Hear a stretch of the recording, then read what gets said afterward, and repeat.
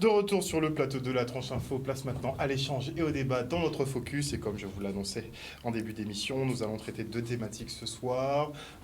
Dans un premier temps, nous allons parler du Code noir et de l'esclavage. Et à cet effet, nous recevons Jean-François Niort, qui est maître de conférence à la Faculté des sciences juridiques et économiques de la Guadeloupe. Il est également responsable du département d'histoire au CAGI. Bonsoir, monsieur Niort. Bonsoir, monsieur Luis.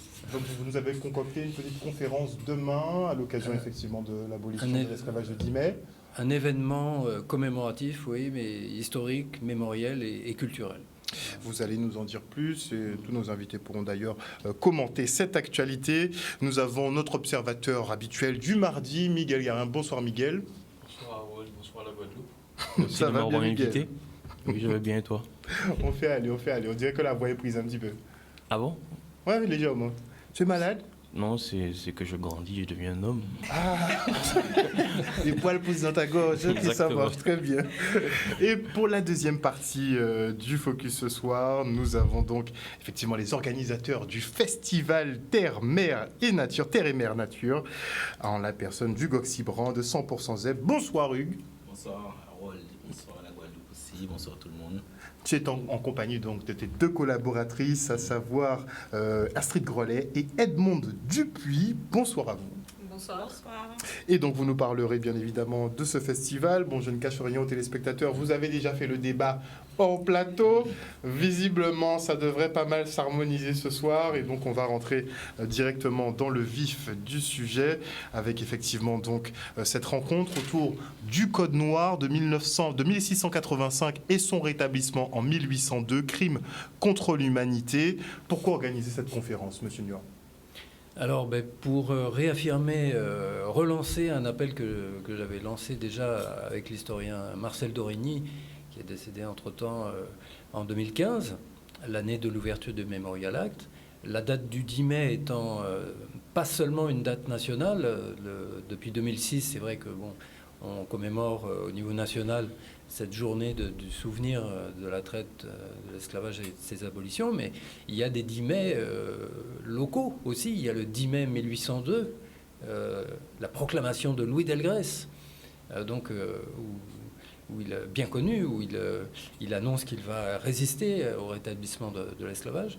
Il y a le 10 mai 2001, l'adoption de la loi Taubira qui reconnaît la traite et l'esclavage comme un crime contre l'humanité. Et justement, dans ce cadre-là, c'est pour ça qu'on a choisi la date du 10 mai, qui était une date, donc je le répète, à la fois nationale et locale, de mémoire et d'histoire, pour relancer cet appel à la reconnaissance non seulement de l'esclavage. Oui, l'esclavage, on l'a reconnu comme crime contre l'humanité, mais les actes juridiques, les textes juridiques, le Code noir, qui ne s'appelait pas encore comme ça à l'époque, de Colbert de 1685, et l'arrêté de Napoléon Bonaparte qui rétablit l'esclavage en Guadeloupe le 16 juillet 1802, eux aussi méritent d'être reconnus comme des textes qui sont attentatoires à l'humanité, qui sont des crimes contre l'humanité, par application de la définition même du crime contre l'humanité qu'on trouve dans le Code pénal et qui s'applique à ces textes-là, qui en plus sont des textes illégaux. Même à l'époque de 1685, l'esclavage était déjà interdit en droit français, n'existait pas dans le Royaume de France. Et le fait de l'avoir légalisé ici, on était déjà dans cette logique de dérogation juridique, de droit colonial, au sens d'un droit dérogatoire, un droit exorbitant du droit commun, un droit qui s'applique uniquement sur ces territoires-là. Donc l'esclavage était, si on vous comprend bien, l'esclavage était donc interdit sur le sol national. Oui, on a. Mais donc pratiqué.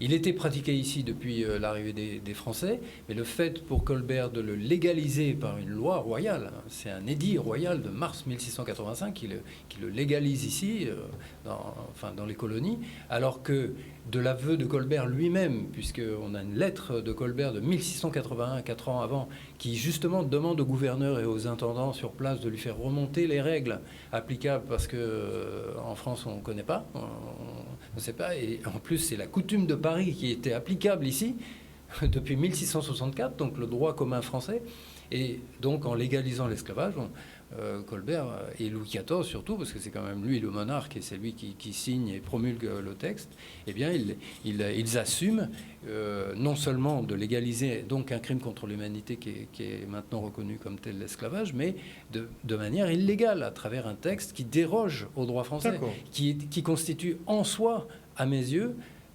d'historiens et de juristes, d'historiens du droit, un crime contre l'humanité en tant que tel, indépendamment de l'esclavage lui-même. Le fait de volontairement, délibérément légaliser une pratique, alors qu'on sait qu'elle est contraire au droit français sur ces territoires, et surtout, encore pire, rétablir ce code noir en 1802, ce que fait Napoléon Bonaparte à travers l'arrêté du 16 juillet 1802, qui rétablit officiellement l'esclavage en Guadeloupe, après qu'il ait déjà été rétabli en pratique par Richepense depuis le mois de mai, juin, juillet. Il y a même un arrêté du 17 juillet de Richepense qui effectivement le rétablit localement. Mais ça, c'est un texte, encore une fois, national, qui est pris au niveau national pour légaliser une pratique illégale en droit français, puisqu'il y a quand même eu l'abolition de 1794 dans tout le territoire français, de toutes les colonies. Et encore une fois, on se retrouve dans cette logique de dérogation. Et plus généralement, comme je l'avais mentionné donc, dans le cadre d'un ouvrage qui était paru en 2016, mais qui est réédité maintenant, du code noir au chlordécone et aux épandages aériens. Et encore, il y a beaucoup d'autres domaines dans lesquels on est confronté encore. Vous dites que l'habitude de la dérogation date de plusieurs siècles. Voilà. Par définition même, depuis, je le rappelle au début de l'ouvrage, en citant Aimé Césaire, le discours sur le colonialisme, par définition même, à partir du moment où ces territoires ont été perçus comme des colonies au service de la métropole, au service de l'enrichissement de la métropole, eh bien, dès que l'intérêt de la métropole l'exigeait, eh bien, les valeurs humaines, le respect du droit, la morale, le respect de l'environnement passaient au second plan. Et c'est l'intérêt économique qui passait toujours au premier plan. Et donc vous nous confirmez que... C'est une continuité depuis Colbert, depuis Richelieu, même avant Colbert, depuis la création des premières compagnies coloniales ici qui sont arrivées pour coloniser nos territoires. Et on en a encore des séquelles malgré la départementalisation de 1946 qui aurait dû appliquer le droit français de plein exercice et faire de ces populations des Français à part entière. Est-ce que c'était vraiment le but? La question est légitime. Est-ce que c'était vraiment le but? Eh bien, justement, on peut un petit peu se poser la question quand on regarde ce qui s'est passé, non pas au niveau du statut administratif, où là, effectivement, on a départementalisé, mais au niveau de la structure économique et sociale de nos territoires, qu'on a orienté vers... justement une monoculture intensive, ce qui a entraîné l'utilisation justement des pesticides en masse, du chimique, alors que le chimique n'était pas connu ici avant.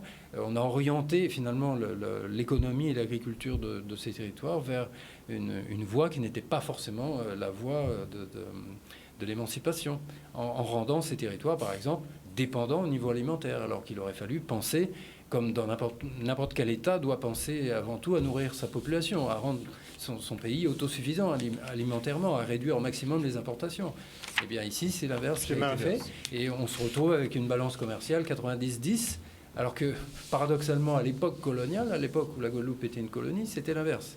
Elle était plus exportatrice qu'importatrice. Aujourd'hui, on est devenu un département, et on est plus importateur que exportateur. Et donc au-delà du statut de citoyen, on a acquis un bon statut de consommateur en tout cas. Ben voilà. Et avec toute la pollution que ça entraîne sur un petit écosystème très riche mais tellement fragile comme on le sait, c'est tout petit.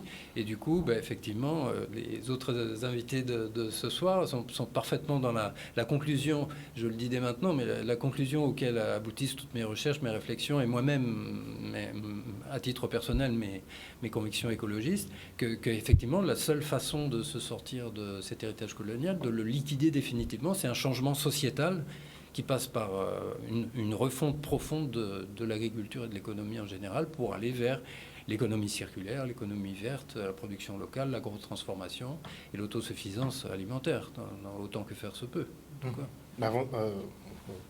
À 100% Zeb, on est déjà à ce stade-là, dans tous les cas. Mais on est un peu dedans, mais c'est très intéressant parce qu'on remarque même au niveau des plantes, nous c'était notre point d'entrée, les plantes médicinales. On voit que les interdictions datent de ces textes-là aussi. L'interdiction d'utiliser les plantes de chez nous et l'interdiction de valoriser les plantes de chez nous, ça date de ces textes-là. Et c'est bien de comprendre l'approche, en fait. Ce n'était pas forcément pour préserver la santé humaine, mais c'était pour justement économiquement préserver la métropole. Donc les intérêts de l'Hexagone. Et délaisser la population de tout ce qui est médicaments ou autre. Et donc, c'est vrai qu'on n'avait pas accès à notre propre pharmacopée. On n'avait pas accès et c'était interdit de l'utiliser. Et du coup, non seulement on n'avait pas accès, mais si on faisait des choses pour s'approprier, eh bien, on était puni. Et donc ça, en fait, c'est pas normal. Et nous, qui commençons à réfléchir, en fait, qu'est-ce qu'on veut? Est-ce qu'on veut rester à cette époque Code Noir, ou est-ce qu'on veut développer d'autres choses? Et c'est notre démarche, en fait, tout simplement. Parce que c'est vrai que l'esclavage a été reconnu en tant que crime contre l'humanité, mais est-ce que les textes INAN ont été abrogés, concrètement? Alors, la question de l'abrogation, oui, c'est vrai qu'il y a un débat sur est-ce que le Code noir a été réellement abrogé en 1848 et tout. Bon, en droit français, il y a deux façons d'abroger un texte, soit expressément, soit de manière tacite, en le remplaçant par un texte contraire. Bon, le décret d'abolition du 27 avril 1948, c'est vrai qu'il remplace automatiquement la législation esclavagiste. Mais c'est pas, encore une fois, c'est pas tellement la question des textes et la question du statut administratif, c'est vraiment la structure coloniale qui a été construite depuis le début, depuis Richelieu et Colbert. Est-ce qu'elle a été complètement liquidée? Il ne suffit pas justement pour sortir d'une structure coloniale, il ne suffit pas d'un texte, d'une loi. C'est du papier, ça, c'est du symbolique, c'est important, c'est du mémoriel, du symbolique. Mais pour changer les structures, il faut du travail de terrain et de beaucoup de retard structurel et des pertes aussi de connaissances traditionnelles qu'il faut retrouver du côté des parents, des grands-parents, des anciens qui avaient cette connaissance-là. Et depuis les années 50 où on a orienté l'agriculture de nos territoires vers le mécanique, l'industriel, le chimique, le moderne, entre guillemets, soi-disant, le moderne au style occidental, le style politique agricole commune européenne, eh bien, on a effectivement, il y a une sorte d'aliénation par rapport à tout le savoir ancestral, traditionnel qu'avaient les ancêtres ici et qui savaient parfaitement quelle plante mettre avec telle autre pour empêcher les parasites, etc., au lieu d'utiliser des produits chimiques.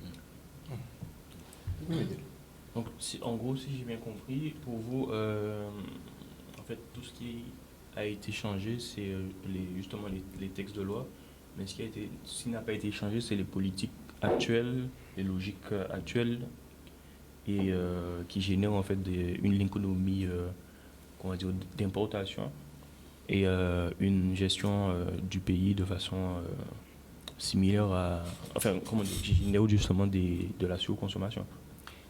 Voilà, encore une fois, c'est vrai que n'importe quel pays au monde pense d'abord à nourrir sa population avant d'exporter.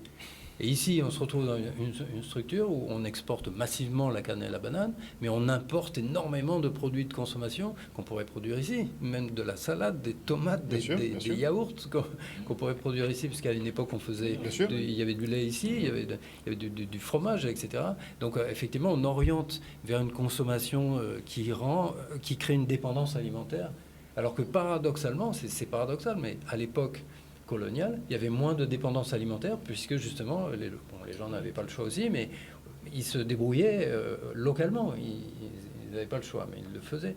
Aujourd'hui, on les a incités, poussés à la facilité quelque part, prendre son caddie puis remplir son caddie de produits qui ne sont pas produits ici et qui ne contribuent pas donc à l'émancipation de ce territoire et à l'autosuffisance alimentaire qui est quand même, encore une fois, c'est une des bases de la bonne santé d'un pays, d'être autosuffisant. N'importe quel pays au monde qui est dépendant quasiment à 80% de sa survie alimentaire, c'est pas un pays normal, entre guillemets. Donc c'est parce que tout démarre, et je le rappelle dans ce livre, tout démarre de ce statut colonial. C'est dit explicitement par les autorités administratives à l'époque, les ministres des colonies, quand ils envoient leurs instructions au gouverneur, ils disent les colonies ont toutes été établies pour l'utilité de leur métropole. Plus elles diffèrent de leur métropole par leur production, plus elles sont parfaites. Dans le royaume, le commerce est encouragé en faveur de l'agriculture. Dans les colonies, au contraire, la culture est encouragée en faveur du commerce. La logique est complètement inversée. Le but de la colonie, c'est pas de s'enrichir elle-même, c'est d'enrichir la métropole. Donc forcément, tout ce qui va aller dans le sens d'une autonomie locale, d'une autosuffisance locale, ne va pas être favorisé par le pouvoir central. Ceci explique cela. Mais, Voilà. mais pourtant en fait, il a été demandé à la Guadeloupe et à la Martinique, etc., de faire en sorte d'être autosuffisant économiquement, pas économiquement, alimentairement et énergétiquement. Oui, maintenant. Pour 2050, je crois, ou 2030. Oui, maintenant, ça y est, on commence à en sortir, on commence à le dire. À la fin de l'ouvrage, dans les annexes, il y avait eu déjà ça fait quand même plusieurs années qu'il y a des demandes. Il y a eu le MIR, il y a eu Jean-Jacob Bicep, c'est demandé depuis longtemps, Philippe Verdol, il y a beaucoup de demandes depuis longtemps, justement dans le cadre des réparations de l'esclavage et de l'époque coloniale. Ça fait partie des réparations. Même Taubira déjà le disait. Elle disait, Christiane Taubira, en 99, si la Martinique et la Guadeloupe sont dépendantes de l'économie du sucre, dépendantes de marchés protégés, si la Guyane a tant de difficultés à maîtriser ses ressources naturelles, si la Réunion est forcée de commercer si loin de ses voisins, c'est le résultat de l'époque coloniale. On est obligé de commercer uniquement avec la métropole. Donc c'est un système maintenant dont on a pris conscience quand même de plus en plus, mais il reste encore des résidus, des séquelles. C'est toutes ces pratiques dérogatoires qui sont illégales. Est-ce de simples résidus, monsieur Niort, ou bien parfois, oui. C'est juste le système qui s'est répliqué, mais d'une manière différente. On en a eu un exemple avec les épandages aériens de pesticides, que j'évoque aussi dans le livre, qui ont finalement été arrêté en 2015, mais il y a eu tout l'engagement citoyen, le collectif citoyen et tout. C'était interdit en droit français. Enfin, en droit européen depuis 2009, transposé en droit français en 2011. Et au droit international, même les États-Unis ne l'utilisaient plus. Personne ne l'utilisait. Autorisé dans nos territoires par arrêté administratif préfectoral, annulé par les tribunaux administratifs de nos territoires, et pourtant réitéré, comme on dit en droit, et au final par un arrêté national du ministère de l'Agriculture. Donc c'est pour ça que, comme le dit Harry Durimel, notamment, qui est dans l'affaire aussi du chlordécone, le procès chlordécone, c'est un scandale pas seulement chimique, écologique, c'est un scandale politique et juridique, puisque c'est sciemment l'État français produit des textes illégaux pour satisfaire des intérêts économiques, soi-disant pour préserver la filière ou autre. Et donc avec la catastrophe écologique qu'il y a au bout. Donc il y a plusieurs dimensions. C'est pour ça que le sous-titre, c'est du monstre esclavagiste au monstre chimique. C'est deux formes de monstruosité, d'avoir réduit des millions de personnes en esclavage pour produire justement, toujours pour l'argent, pour l'économie. Et là, pareil, d'utiliser tous ces pesticides et de faire ces monocultures intensives, toujours pour l'argent, toujours pour l'économie, qui est placée au-dessus de la santé, de l'humain, de son droit à la liberté, à l'égalité, un environnement sain, au-dessus de toute autre considération. Le pur profit, quoi. Et ça, c'est une des caractéristiques, malheureusement, des colonies et de l'héritage colonial dans tous les pays qui ont subi ça. Donc, concrètement, les lois, on peut considérer que les lois, une fois arrivées ici en Guadeloupe, ne s'appliquent pas vraiment. On peut se permettre finalement de ne pas appliquer ces lois. En tout cas, ce qu'on constate, parce que en France aussi, ça, comme on en parlait plus tôt dans l'après-midi sur notre radio, effectivement, il y a par définition, les lobbies, quels qu'ils soient, ils veulent toujours servir leurs intérêts privés au détriment de l'intérêt général. Donc même au niveau européen, vous savez, il y a des lobbies à Bruxelles qui essayent d'obtenir des directives, des règles de droit en leur faveur pour éviter leurs responsabilités environnementales, sociétales, etc.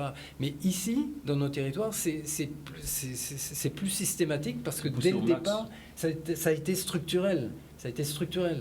Alors qu'encore, dans les pays, disons, entre guillemets, ex-métropole, il y a plus depuis plus longtemps d'associations, de défense, de débats, de possibilités de contrecarrer l'action de ces lobbies qui ne cherchent que leurs intérêts privés. Alors qu'ici, c'est plus facile pour eux, ça passe plus facilement, et avec plus facilement l'accord et le soutien de l'État qui, encore une fois, quand l'État produit des textes volontairement illégaux en toute connaissance de cause, quand un préfet, sur ordre de Paris évidemment, mais autorise un épandage aérien qu'il sait pertinemment être interdit en droit français, qu'il sait pertinemment que ça va être annulé par le tribunal administratif de Basse-Haute-Fort-de-France, mais qu'il le réitère quand même, c'est quand quand même, c'est grave. C'est grave. C'est l'héritage colonial, c'est de dire les intérêts en cause sont tellement importants financièrement que tout le reste passe au second plan, y compris la santé publique et la protection de l'environnement, de l'écosystème, quoi.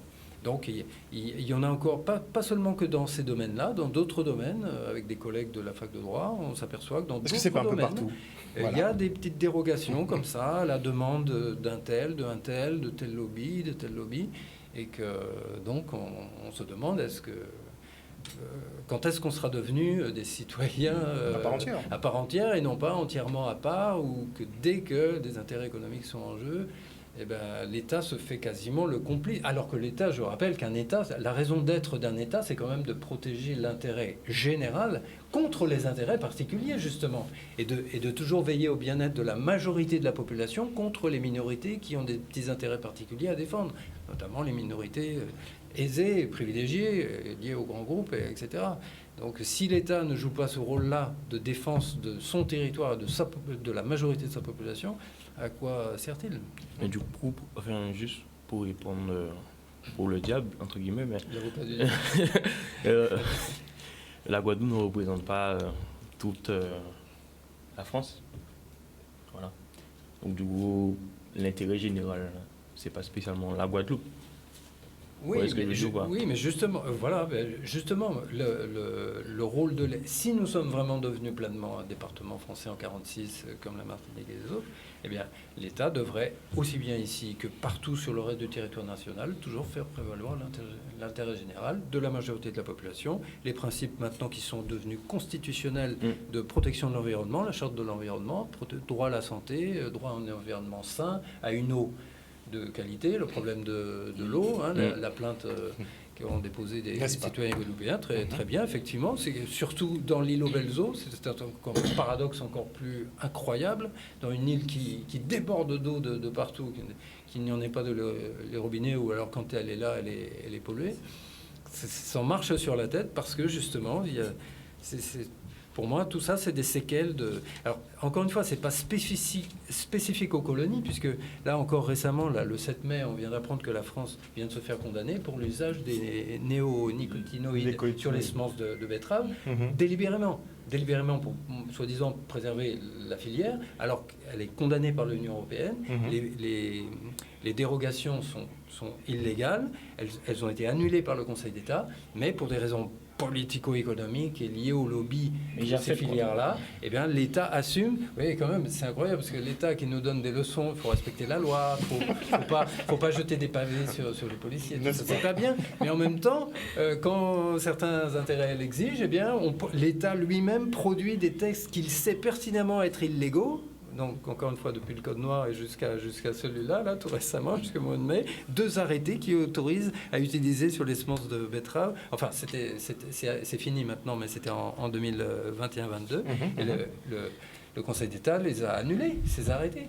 Donc, un État qui produit volontairement un texte illégal, qui sait pertinemment qu'il va être annulé rapidement par les autres. Mais pour des raisons économiques. Le Code noir, c'est déjà fait, quoi. C'est déjà semé, c'est déjà... Pareil, le chlordécone, pareil. Les épandages aériens de pesticides, pareil. Et dans d'autres domaines aussi, pareil. Et entre-temps, il y a eu la ségrégation raciale qui a été... Parce qu'il y a le Code noir, mais il y a tout un tas de lois qui ont été postérieures au Code noir, qui sont arrivées au XVIIIe siècle, et qui ont radicalisé la racialisation qui est déjà dans le Code noir, qui ont créé une société d'apartheid, une société de ségrégation raciale, comme dans le sud des États-Unis et en Afrique du Sud, mais bien avant ces pays-là.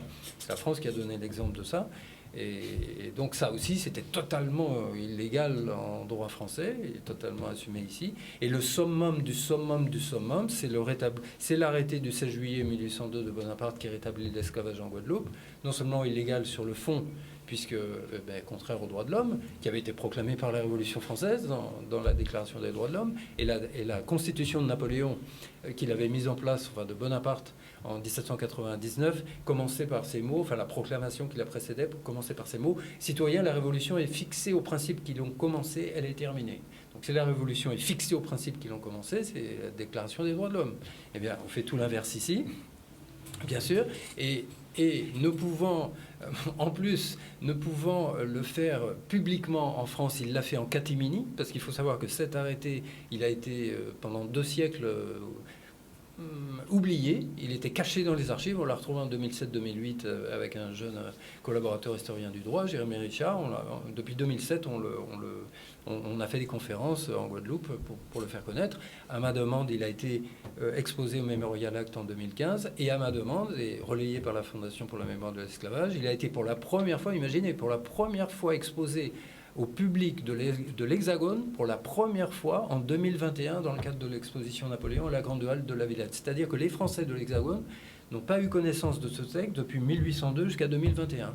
Caché, oublié, hop. Pourquoi ? Parce que, sachant que la mesure était illégale, Bonaparte, qui était le chef du gouvernement, donc a choisi de ne pas publier le texte au journal officiel. Donc il a signé l'arrêté, comme un décret. Puisqu'il est chef du gouvernement, ça serait l'équivalent d'un décret. Il signe l'arrêté. C'est reproduit, on a retrouvé l'original dans les archives. Tout ça, c'est dans le livre. Tout est dans le livre. Ce livre, il synthétise tout. Est-ce qu'on peut montrer le livre ? Voilà. Donc là, vous avez l'arrêté, le manuscrit signé de Bonaparte, de sa main, qu'on a retrouvé en 2007. D'accord. Qu'il a glissé dans les tiroirs, comme ça. Alors, une fois qu'il l'a signé, sachant qu'il était illégal, et en plus, il n'avait pas la compétence pour prendre cette décision, puisque la Constitution qu'il avait lui-même mise en place en 99, la Constitution de l'an 8, prévoyait que les colonies étaient régies par des lois. Or, lui, il prend un décret. Donc, il aurait fallu passer par une loi. Alors, il y avait une loi du 20 mai, mais elle ne concernait pas... Alors, 20 mai 1802, il avait fait voter une loi, mais elle ne concernait pas la Guadeloupe, concernait la Martinique. Et donc, pour la Guadeloupe, qui avait connu l'abolition de l'esclavage depuis 1994, il aurait fallu une loi pour défaire la loi de 1794. Seule une loi peut défaire abroger une autre loi, mais un décret ne peut pas abroger une loi.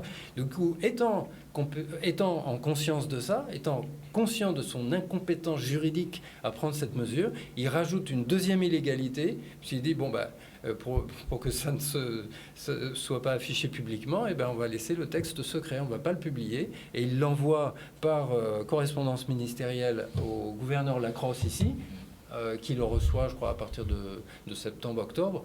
Richemont a déjà rétabli l'esclavage de toute façon, mais même Lacrosse ne le publie pas ici, et c'est le nouveau gouverneur Ernouv qui arrive en mai 1803 qui, lui, fera une petite promulgation locale en mai 1803, c'est-à-dire un an après avoir rétabli l'esclavage. Et au fait, on a un texte de Napoléon qui légalise cette illégalité de manière illégale. Alors, vous voyez,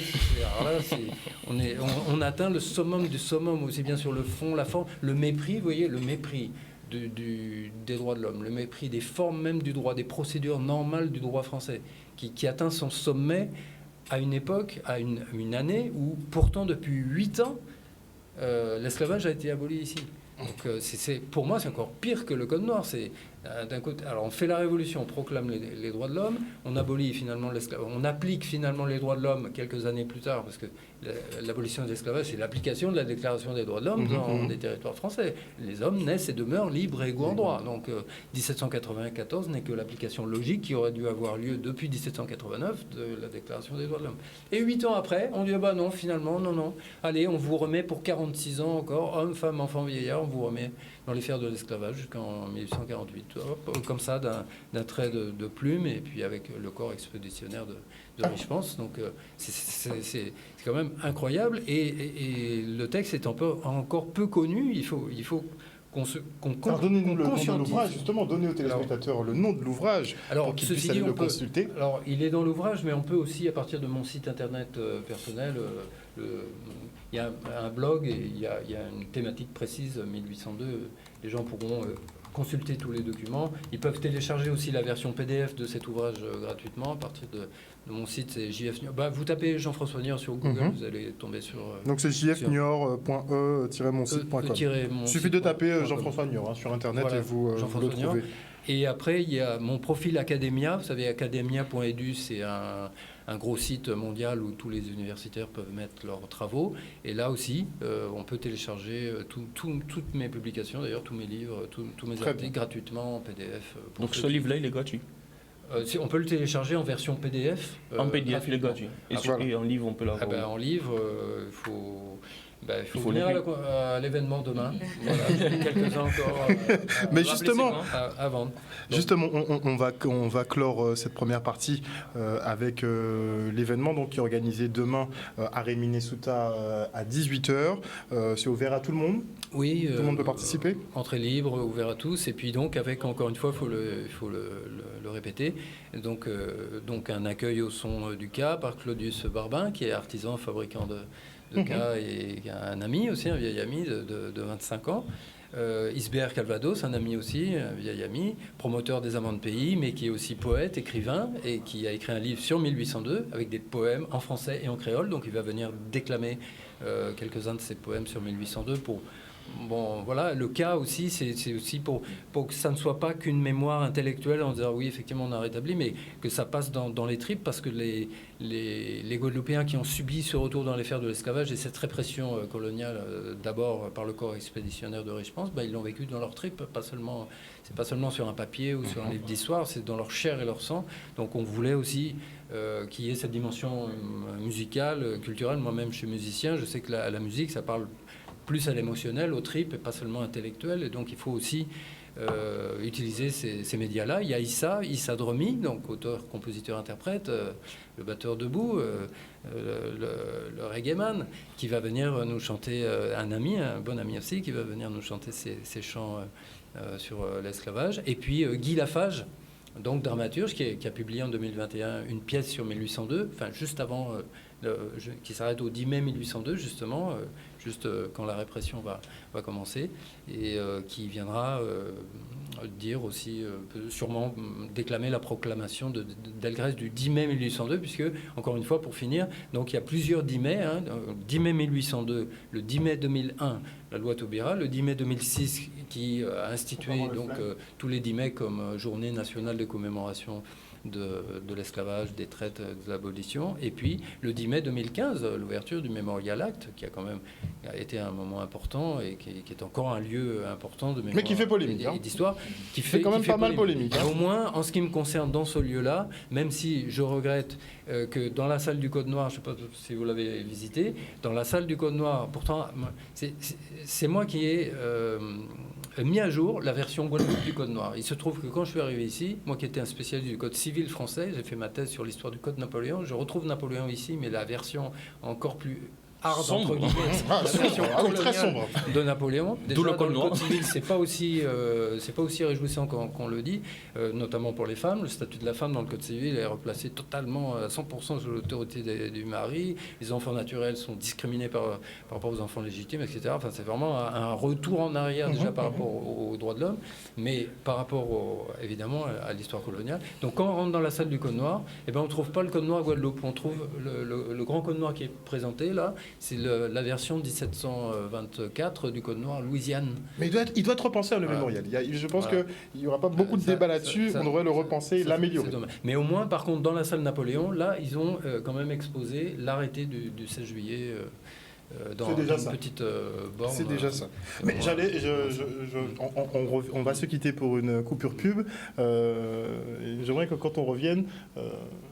vous parliez effectivement d'un peu manipuler la loi, de la contourner, de passer des textes illégaux. J'aimerais avoir votre avis sur effectivement le président actuel, à savoir si ces méthodes ne sont pas comparables, même si ce serait peut-être à l'excès, mais que vous me disiez si on n'est pas un petit peu dans ce schéma, puisqu'on a eu des schémas législatifs quand même assez singuliers ces 5 dernières années. Donc bon, j'aimerais votre avis. On se quitte pour une petite page de pub. De retour sur le plateau du Focus, nous sommes toujours en présence de nos invités. Je vais rapidement clore justement avec Monsieur Niort sur les similitudes. Alors, avons-nous effectivement un président normal, on va dire, ou un président peut-être plus à l'image de Bonaparte? Bon, j'ai eu l'occasion de m'exprimer sur la question de la démocratie sur ce plateau avec Madame Boisset.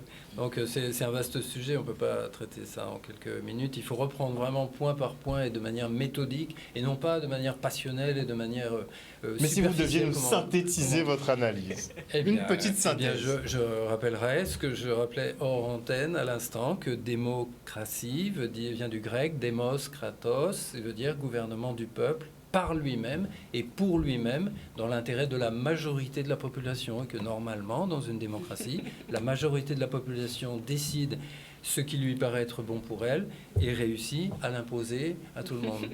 Voilà. Donc quand c'est apparemment une minorité ou un élu minoritaire, apparemment, d'après ce que montrent les sondages d'opinion et 14 journées de mobilisation de millions de personnes, qu'ils ne sont pas d'accord avec lui, mais qu'il persiste et signe en disant « vous m'avez élu, donc je fais ce que je veux ». Bon, ben voilà, comparons ça avec la définition de la démocratie, gouvernement du peuple, par le peuple et pour lui-même. Comparons ça et demandons-nous si c'est pas plutôt un gouvernement que Jean-Jacques Rousseau, c'est même pas moi, Jean-Jacques Rousseau aurait appelé ça un gouvernement monarchique. Tout simplement. Monarchie.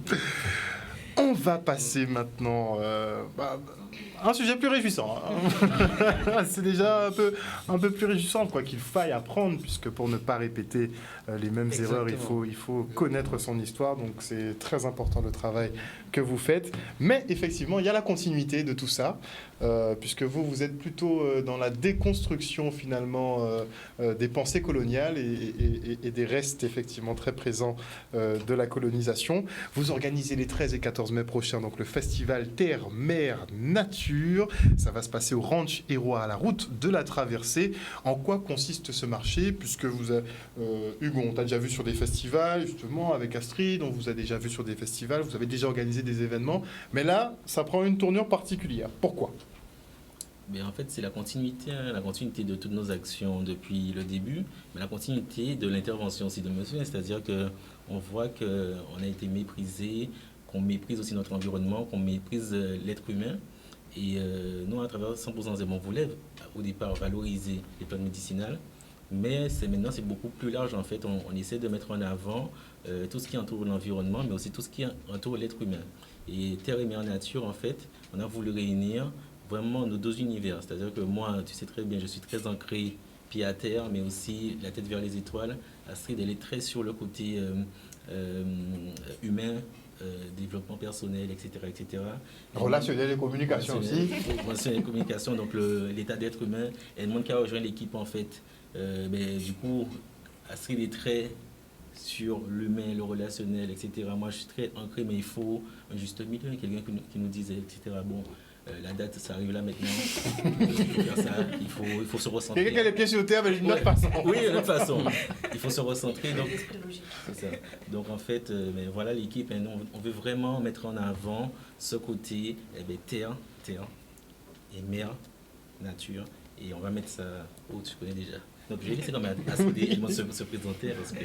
Alors, dis-nous tout Astrid justement sur ce fameux festival. Et ben en fait ce festival, comme l'a assez bien résumé Hugues, c'est la volonté d'unir nos deux univers. Ça veut dire que moi je me suis rendu compte que en tant qu'humain on est souvent déconnecté de notre environnement, mais on est surtout déconnecté de nous-mêmes. On n'arrive plus à communiquer avec les autres, on ne sait plus s'entendre nous-mêmes. Comment donc dans ces cas-là on peut être connecté à notre nature, comment on peut comprendre notre environnement, comment on peut avoir aussi cette capacité d'analyse d'un environnement plus large, de notre histoire, etc. Et quand je me suis rendu compte de ça, en discutant avec lui, on s'est dit mais en fait il faudrait vraiment réussir à unir ces choses-là et pendant au moins 2 jours permettre aux gens aussi bien de se rapprocher de la nature et de leur environnement que de se rapprocher d'eux-mêmes. Et donc là, on a décidé sur ces 2 jours-là de faire ce qu'on sait déjà très bien faire puisqu'on a organisé un marché. Donc on a décidé de mettre comme d'habitude en avant les personnes, les agrotransformateurs, les tisaniers, etc. qu'on a formés.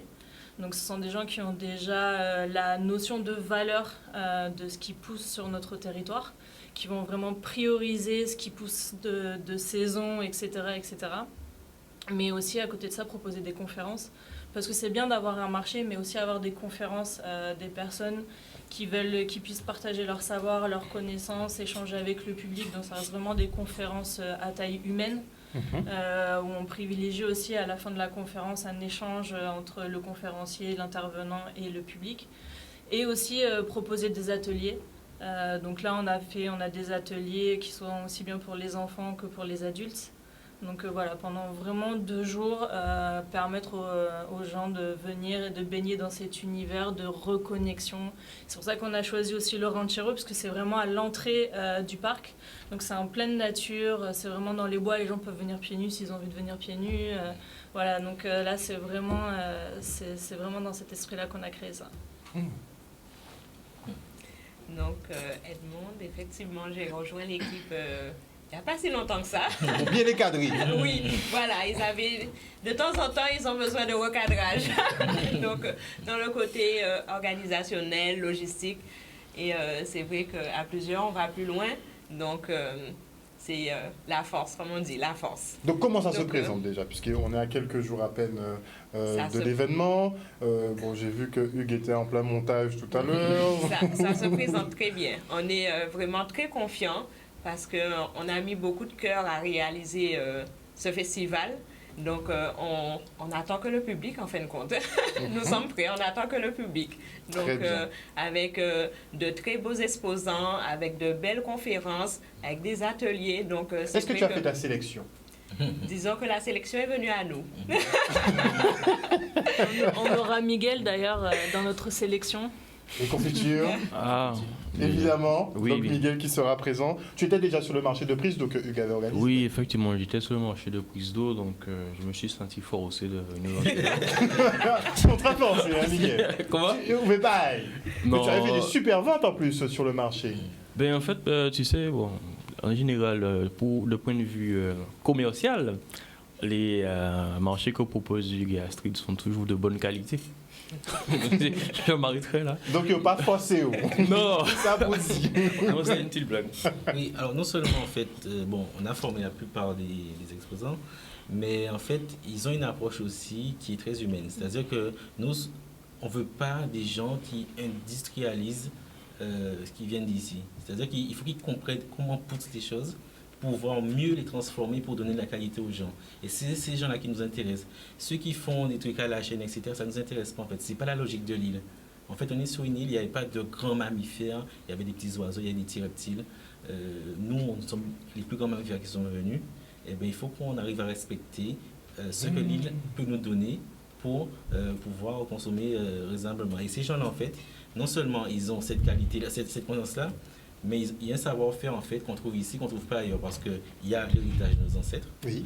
Il y a aussi les normes qu'on est obligé de respecter, donc du coup on patrimoine. Et surtout en fait, il y a toujours la petite mamie, la petite tante en fait qui donne son grain de sel en fait. Et du coup on a des recettes qui sont de chez nous et qui sont extrêmement bonnes en fait.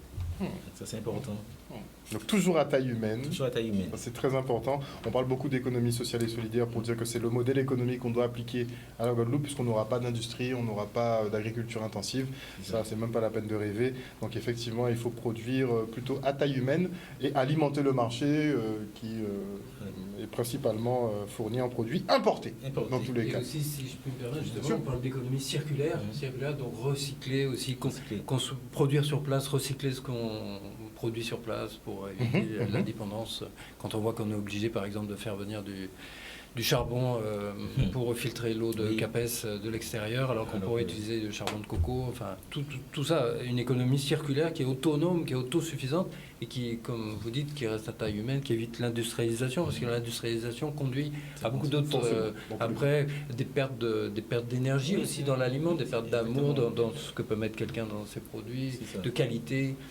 Et voilà quoi. En parlant d'amour, j'ai emmené des confitures remplies d'amour. La confiture de cajou qu'il n'y avait pas l'année dernière. C'est sûr que quand tu n'es pas en mode industriel, non, quoi, cajou. Oui, donc si tu veux en goûter, c'est comme tu veux. Oui, oui, bien sûr, bien sûr. Tu peux faire une petite dégustation rapidement. Soyez sans pitié. Hein. Je tiens à ce que tout le monde soit sans pitié et donne un avis, un vrai avis. Hein. Ne soyez pas gentil avec Miguel. Pour être gentil, il faut apprécier T'es pas gentil le avec produit. Miguel. Ah, très bien. Je sens qu'Astrid va être... Tu vois, non seulement, faut nourrir le corps, etc., mais à travers ce festival, on voulait aussi nourrir l'esprit, mais dans son ensemble. Les intervenants qui vont venir aussi, c'est des gens qui sont engagés depuis longtemps. Monsieur Jean-Marie Fleur, c'est un écologue qui travaille aussi à l'université, et il va nous parler de l'identité écologique C'est-à-dire que les Kalina avaient déjà des noms qu'ils donnaient aux différents espaces ici et non renvoyaient à des choses. Et c'est important, donc, un peu comme on comprend comment l'État s'est servi de nous, un peu on comprend comment la Guadeloupe s'est constituée et comment ça peut nous aider, nous, transformateurs, en fait, pour développer des choses, parce qu'il faut comprendre aussi notre histoire. On a aussi, moi je fais un bivouac le soir. Oui, j'allais demander justement. Mais pourquoi Je voulais demander à Edmond, parce que je sais que c'est traqué sur le bivouac.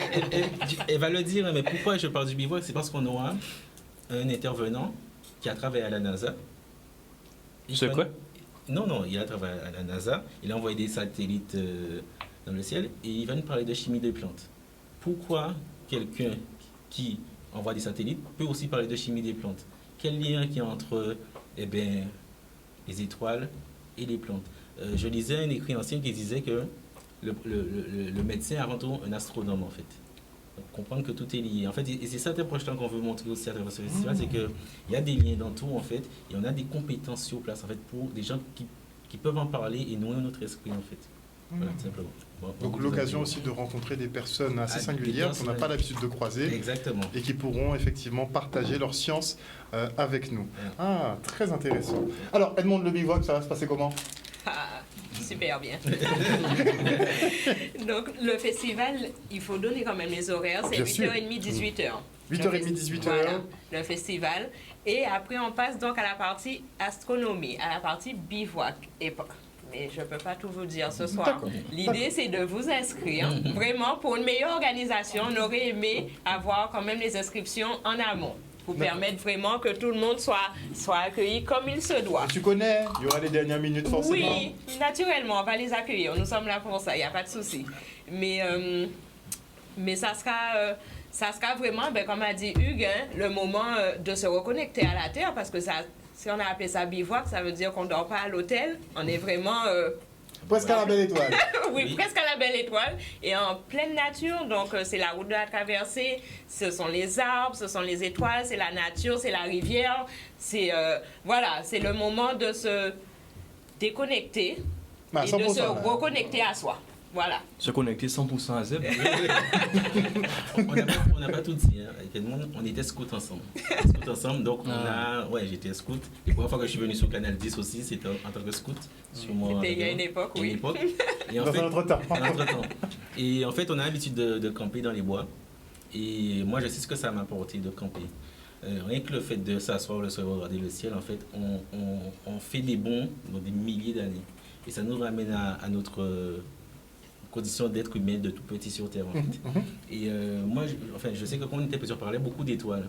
Et j'ai passé une certification que la FAF a fait, en fait, Petit Ours, qui, le but, c'était que tous les enfants, en fait, réapprennent à regarder le ciel. Parce que c'est important de comprendre, c'est pourquoi on appelle ça... On ne sait même pas le lire. On ne sait pas le lire. On ne sait pas lire le ciel maintenant. Mais alors que, voilà, tout est là. Enfin, on lève les yeux, on regarde vers Orion, on regarde vers une autre galaxie. En fait, l'étoile polaire, en fait, comment on repère le nord, comment c'est Sainte-Rose. C'est possible de le voir à partir des constellations. Et ça, en fait, c'est des choses qui sont très simples. Et l'idée, c'est de remettre les gens à ça. Et bon, non seulement on va nourrir leur esprit, mais aussi le corps. Et moi, je vais faire un repas des bois, comme on le faisait chez les scouts. Et on va... Donc après déjà tu fais aux gens manger des feuilles, des fleurs.